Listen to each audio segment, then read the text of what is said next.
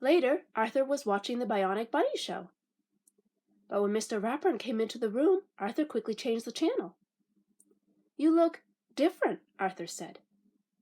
"I don't always dress for school," said Mr. Ratburn. "Mr. Rathead," said D.W., "you were lucky you weren't in school when the roof fell in." "It was the roof to my home," said Mr. Ratburn. D.W. looked confused. "Teachers don't live at school?" Mr. Ratburn explained. "We have houses just like you do." "Oh," said D.W. "The world was so simple until now."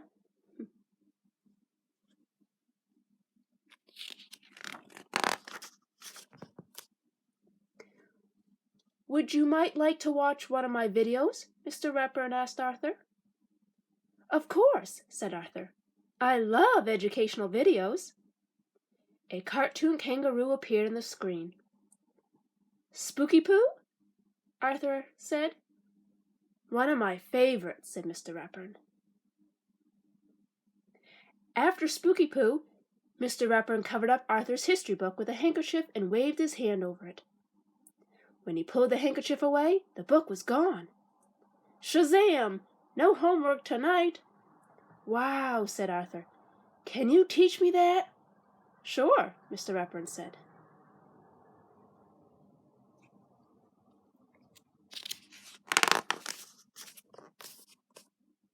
For dessert, Dad brought out a huge cake. "I like it when Mr. Ragburp stays with us," said D.W.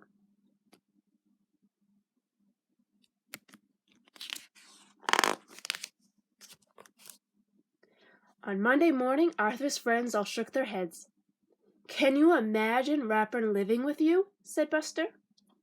"I bet Arthur is ready to run away," said Francine. "Hey, Arthur," said Buster. "You can stay at my house until Ratburn goes home." "It's not so bad," said Arthur. "He taught me a magic trick." We had fun. Mr. Ratburn waved at Arthur. Arthur waved back. At lunch, everyone was talking about the math test. "I got a C-, Buster said. "You beat me," Muffy said. "Arthur got an A," said Francine. "It's not fair." "Yeah, we could all get A's if Mr. Ratburn lived with us, and our fathers made cakes for him," said Muffy. "But I studied hard for that test," Arthur protested. "Sure you did," everyone said.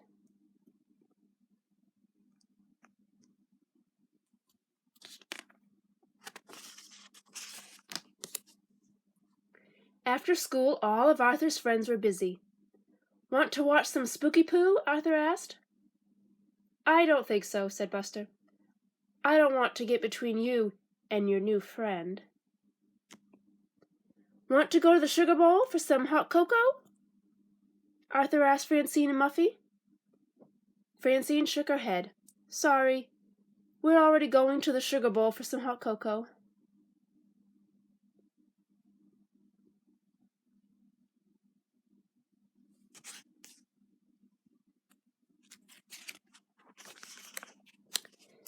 Then the brain asked for his books back. "Sure," said Arthur. "I'll bring them to your house." "No, thanks. Please bring them to school," said the brain. Teacher's pet," sang Binky. "That means you, Arthur." Then he handed Arthur a note from Fern.